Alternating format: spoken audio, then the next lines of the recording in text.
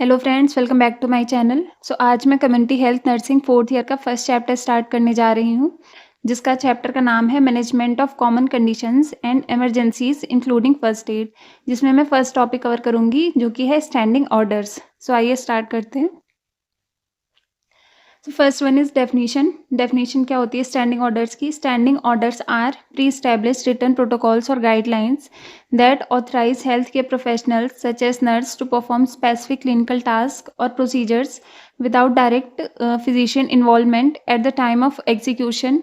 These orders streamline routine medical process, ensuring timely and quality patient care. जो standing orders क्या होते हैं? ये क्या होते हैं? प्री स्टैब्लिश्ड रिटन प्रोटोकॉल्स होते हैं, मतलब पहले से स्टैब्लिश्ड रिटन प्रोटोकॉल्स होते हैं या फिर गाइडलाइंस होती हैं, जो कि कोई ऑथराइज हेल्थ केयर पर्सोनल जो होता है, जैसे कि नर्स हो गई, वो विदाउट किसी डॉक्टर जो है उसके प्रिस्क्रिप्शन के, मतलब विदाउट डॉक्टर के प्रिस्क्रिप्शन के वो किसी भी पेशेंट के लिए कर सकती है, परफॉर्म कर सकती है। Such as nurse to perform specific clinical task, कोई भी क्लिनिकल टास्क है या प्रोसीजर है विदाउट डायरेक्ट फिजिशियन इन्वॉल्वमेंट, मतलब अगर फिजिशियन वहाँ पे नहीं है बट फिर भी वो जो नर्स है वो पेशेंट के लिए कर सकती है, परफॉर्म कर सकती है at the time of execution. Then these orders streamline routine medical processes. ये ऑर्डर्स क्या होते हैं? स्ट्रीमलाइन रूटीन मेडिकल प्रोसेसेस होते हैं, ensuring timely and quality patient care, कि इन केस जो पेशेंट को केयर चाहिए अगर डॉक्टर नहीं है वहाँ पर, तो ये पहले से प्री स्टैब्लिश्ड रिटर्न प्रोटोकॉल्स होते हैं कि कुछ केयर ऐसी हैं जो कि नर्स जो है वो पेशेंट को दे सकती है अगर उस टाइम पे डॉक्टर प्रेजेंट नहीं है उस टाइम पर भी। इसको हम लोग क्या बोलते हैं? स्टैंडिंग ऑर्डर्स बोलते हैं। ये जो ऑर्डर्स होते हैं कि कौन कौन सी केयर वो प्रोवाइड कर सकती है, उनको हम लोग स्टैंडिंग ऑर्डर्स कहते हैं। देन है स्कोप एंड एप्लीकेशन। इसका स्कोप और एप्लीकेशन क्या है?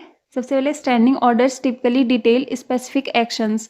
तो स्टैंडिंग ऑर्डर्स क्या होते हैं? स्पेसिफिक एक्शन होते हैं, मतलब कुछ एक्शंस ऐसे होते हैं सच एज एडमिनिस्ट्रिंग मेडिकेशन, कि मेडिकेशन को एडमिनिस्टर करना, कंडक्टिंग डायग्नोस्टिक टेस्ट, कुछ डायग्नोस्टिक टेस्ट हैं वो कंडक्ट करना, प्रोवाइडिंग ट्रीटमेंट से कुछ बेसिक ट्रीटमेंट्स होते हैं जैसे ORS हो गया डायरिया में, या फिर performing procedures with in set parameters, मतलब कुछ लिमिटेड जो प्रोसीजर्स होते हैं वो एक नर्स कर सकती है विदाउट डॉक्टर की प्रेजेंस के। They are based on evidence based practices and remain effective until modified और रिवोक्ड। मतलब ये क्या होते हैं? एविडेंस बेस्ड प्रैक्टिसेस होती हैं जो कि रिमेन इफेक्टिव अंटिल मॉडिफाइड, जब तक इनको मॉडिफाई ना किया जाए तब तक ये इफेक्टिव रहती हैं, जैसे ORS हो गया, वैक्सीनेशन हो गया, ये सारी चीज़ें जो है एक नर्स जो है विदाउट डॉक्टर की प्रेजेंस में पेशेंट के लिए कर सकती है ये। And for example, A typical example of standing orders is the administration of routine vaccination. मतलब क्या है? रूटीन वैक्सीनेशन जो है वो एडमिनिस्टर कर सकती है नर्सेज और authorise personnel can administer vaccines based on established protocols without a direct physician order for each patient। मतलब कोई भी नर्स जो है वो वैक्सीनेशन कर सकती है किसी भी पेशेंट के लिए विदाउट डॉक्टर के प्रेस्क्रिप्शन के। Then use of standing orders. Standing orders का क्या यूज होता है? First is routine care. These orders enable healthcare personnel to perform routine procedures such as administering vaccine, collecting lab samples, providing specific treatments without needing individualized physician order for each patient, thus ensuring timely care। मतलब ये क्या होते हैं? Routine care. किस में इसका use होता है? रूटीन केयर में होता है। जैसे रूटीन केयर में क्या आ जाएगी? वैक्सीनेशन एडमिनिस्टर करना, कोई ब्लड सैंपल वगैरह कलेक्ट करना, देन स्पेसिफिक ट्रीटमेंट हो गए without needing individualize physician order, मतलब बिना किसी फिजिशियन ऑर्डर के जो स्पेसिफिक ट्रीटमेंट्स होते हैं। स्पेसिफिक ट्रीटमेंट सारे नहीं होते बट स्पेसिफिक कुछ होते हैं जो कि एक नर्स जो है वो परफॉर्म कर सकती है। ठीक, फॉर ईच पेशेंट दस एंश्योरिंग टाइमली केयर, ताकि पेशेंट को क्या हो सके? टाइमली केयर मिल सके। देन क्या है? Emergency care. इसमें क्या आएगा? Emergency standing orders allow providers to quickly initiate critical interventions such as administering medications और treatments to stabilise patients until physician can be involve. मतलब कुछ इमरजेंसी केयर होती है जो कि एक नर्स जो है वो पेशेंट के लिए परफॉर्म कर सकती है जब तक फिजिशियन इन्वॉल्व नहीं हुआ है तब तक, ताकि पेशेंट को स्टेबलाइज किया जा सके, पेशेंट के जो हार्म के चांसेस हैं वो कम हो जाए। तो कुछ ऐसी इमरजेंसी केयर होती है जो कि नर्स जो है वो पेशेंट के लिए परफॉर्म कर सकती है, पेशेंट को दे सकती है। कुछ ऐसे प्रोसीजर्स होते हैं, कुछ ऐसी मेडिकेशंस होती हैं जो लाइफ सेविंग मेडिकेशंस हो गई, ये सारी जो है, ऑक्सीजन एडमिनिस्ट्रेशन हो गया, ये कुछ प्रोसीजर्स होते हैं जो कि नर्स जो है पेशेंट की लाइफ को सेव करने के लिए कर सकती है। Then chronic disease management. Standing orders help manage chronic conditions by allowing timely adjustment of medications or treatments based on predefined criteria such as insulin adjustment for diabetic patient। Then क्या है, जैसे chronic disease management हो गया, और मान low insulin का adjustment करना है या फिर इंसुलिन एडमिनिस्टर करनी है पेशेंट को, तो ये नर्स कर सकती है। कुछ जैसे क्रोनिक डिजीज़ मैनेजमेंट होता है वो नर्स के हाथ में होता है कि वो कर सकती है। Protocols for special population. They establish specific protocols for particular patient group, such as pediatric or geriatric patient, ensuring appropriate intervention based on age or condition specific needs. मतलब कुछ सेट प्रोटोकॉल्स होते हैं जो कि एज स्पेसिफिक होते हैं, जैसे paediatrics के लिए होगा, जीरियाट्रिक्स के लिए, तो ये सारे जो है नर्स जो है विदाउट डॉक्टर की प्रेजेंस में कर सकती है। Facilitating testing and monitoring. These orders authorize routine diagnostic testing and monitoring for specific conditions.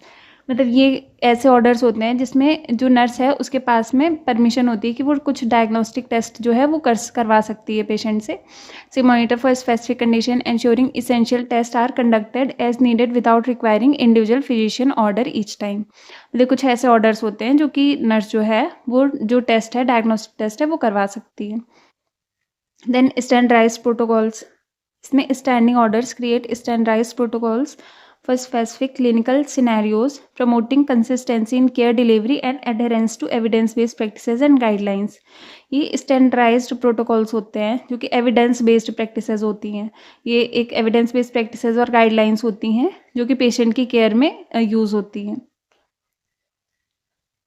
Thank you, आज के लिए इतना ही। यह आज हम लोगों ने स्टैंडिंग ऑर्डर्स को कवर किया। स्टैंडिंग ऑर्डर्स में हम लोगों ने क्या चीज़ें कवर की? सबसे पहले हम लोगों ने इसमें डेफिनेशन देखी। इसमें क्या होता है कि जो नर्स होती है वो विदाउट फिजिशियन की प्रेजेंस में कुछ ऐसे रिटन प्रोटोकॉल्स होते हैं, गाइडलाइंस होती हैं जो कि नर्स जो है, ऐसे प्रोसीजर्स होते हैं, ट्रीटमेंट होते हैं जो कि नर्स परफॉर्म कर सकती है पेशेंट के लिए।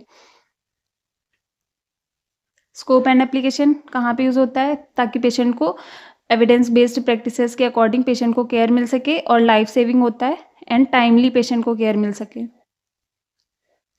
एग्जाम्पल में क्या है, जैसे वैक्सीन एडमिनिस्ट्रेशन हो गया, ORS हो गया, या फिर कोई भी डायग्नोस्टिक टेस्ट हो गया, इमरजेंसी सिचुएशन में केयर हो गई पेशेंट की।